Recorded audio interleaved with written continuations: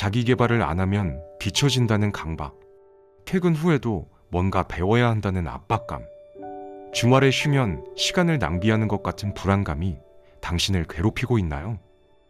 더 심각한 건 이 불안이 실제로 당신을 성장시키는 게 아니라 소진시키고 있다는 사실입니다. 우리는 지금 자기 개발이라는 이름으로 스스로를 끊임없이 채찍질 하면서도 정작 어디로 가고 있는지조차 모르는 상태에 빠져 있습니다. 오늘은 이 자기 개발 강박 뒤에 숨겨진 진실과 우리가 정말 집중해야 할 것이 무엇인지 차근히 풀어보겠습니다. 먼저 자기 개발이라는 단어 자체부터 다시 생각해 볼 필요가 있습니다. 개발이라는 말은 원래 땅을 파헤치고 건물을 세우는 물리적 행위를 뜻하는데 이걸 사람한테 적용하면 나를 부수고 재조립하는 느낌이 듭니다. 실제로 많은 사람들이 자기 개발을 할 때 지금의 나를 부정하고 완전히 새로운 사람이 되어야 한다고 생각하는데 이게 과연 건강한 접근일까요? 서양에서는 이런 개념을 컬티베이션, 즉 경작이라고 표현하는 경우가 많습니다. 정원을 가꾸듯 천천히 내 안의 것들을 키워간다는 의미인데 이쪽이 훨씬 더 지속 가능하고 온화한 이미지죠. 그런데 왜 우리는 경작보다 개발에 집착하게 됐을까요? 이건 우리가 처한 노동 환경과 직접 연결됩니다. 내가 지금 다니는 회사에서 하는 일이 평생 하고 싶은 일과 정확히 맞아떨어지는 사람은 그리 많지 않습니다. 예를 들어 변호사가 되는 게 꿈이었고 실제로 좋은 모펌에 들어간 사람에게는 자기 개발이 곧 업무를 열심히 하는 것과 같습니다. 따로 퇴근 후에 뭐 배울 필요가 없죠.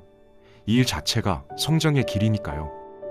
스타트업에서 혁신적인 제품을 만드는 게 목표인 사람도 마찬가지입니다. 회사에서의 모든 경험이 인생 방향과 겹치기 때문에 굳이 밖에서 추가로 시간을 쪼개가며 무언가를 더할 이유가 없어요. 문제는 대부분의 사람들이 이런 행복한 상태가 아니라는 겁니다.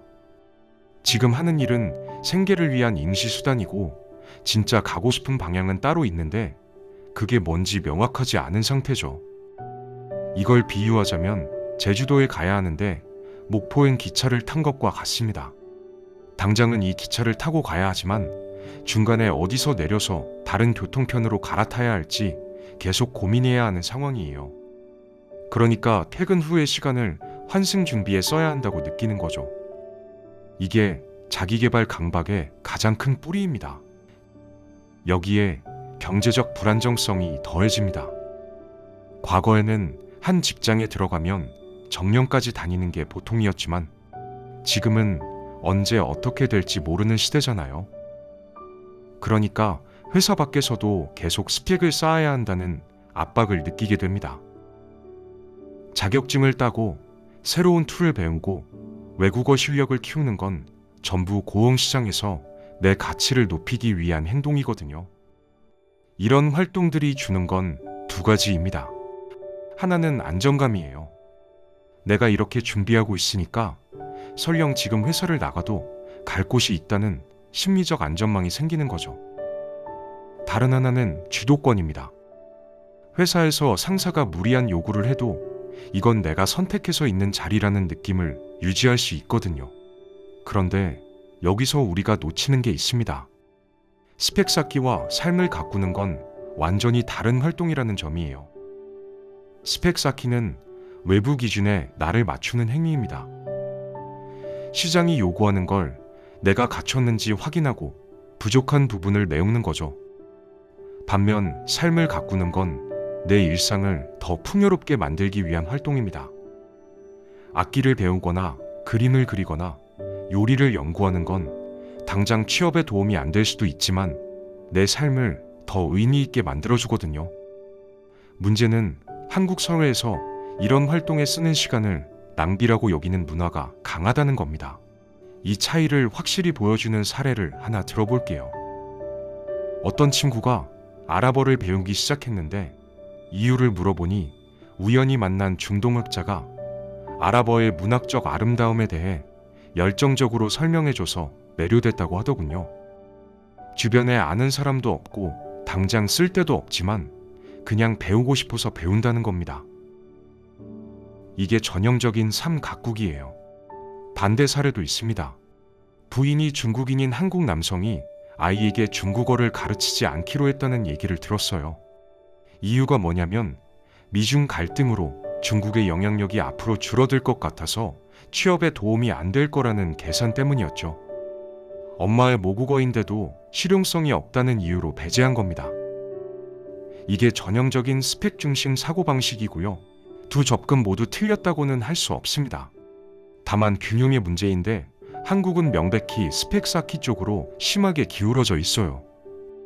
일이 끝나고 남은 시간을 어떻게 쓸지 고민할 때도 마찬가지입니다.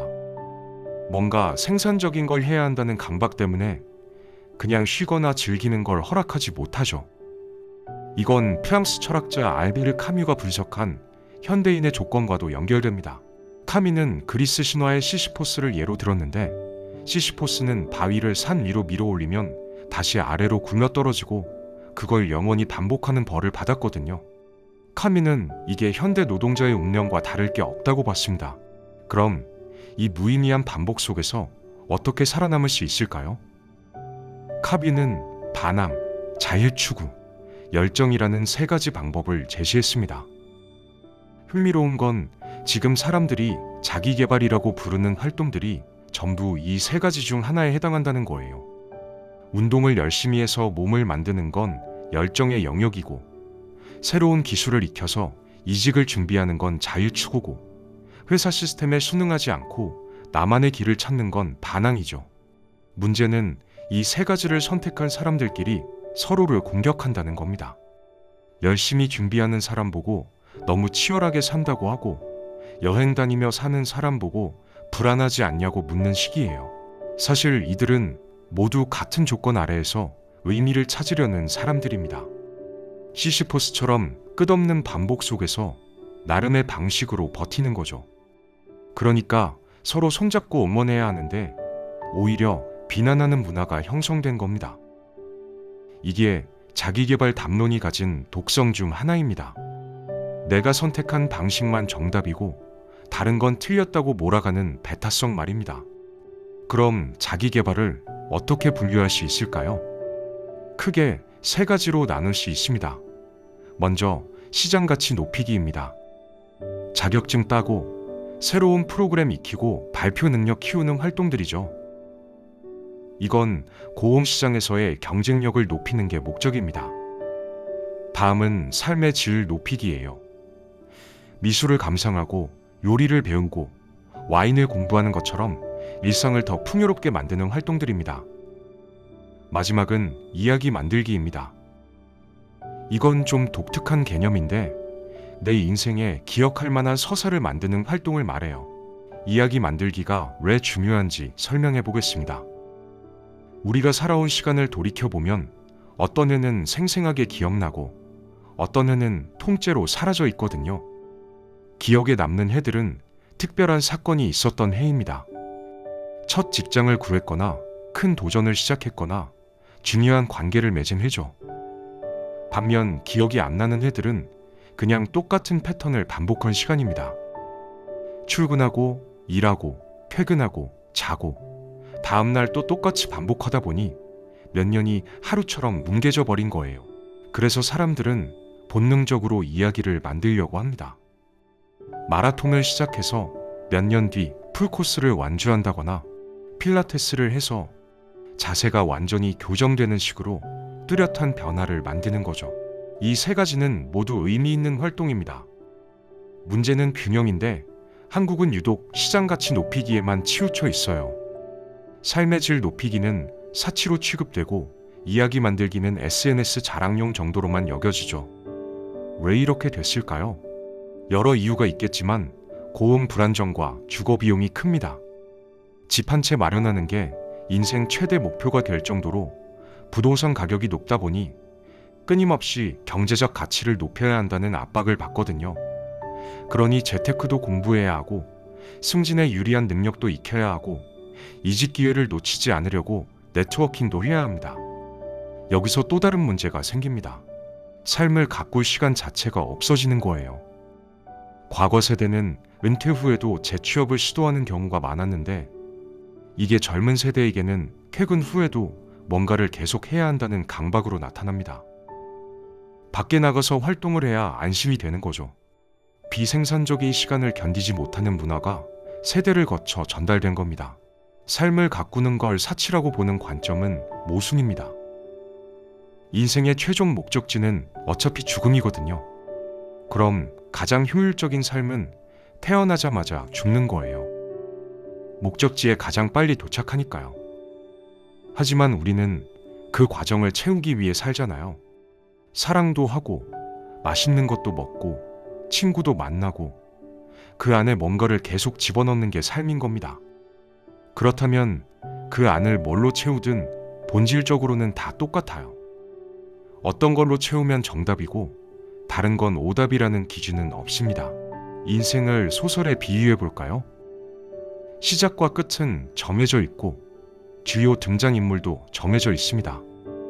그럼 그 사이에 벌어지는 일들은 전부 장식이에요. 독자에 따라 어떤 장식을 좋아할지가 다를 뿐이죠.